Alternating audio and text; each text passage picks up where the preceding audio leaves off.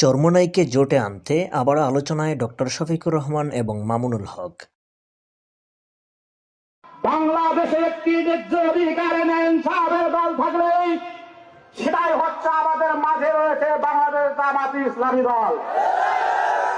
কেননা এই দল কখনো সনাতনীদের উপর হামলা করেনি, কখনো সনাতনের প্রতি লুটপাট করেনি। সনাতনীদের রক্ষা করতে পারে একমাত্র জামাত ইসলাম সংগঠন।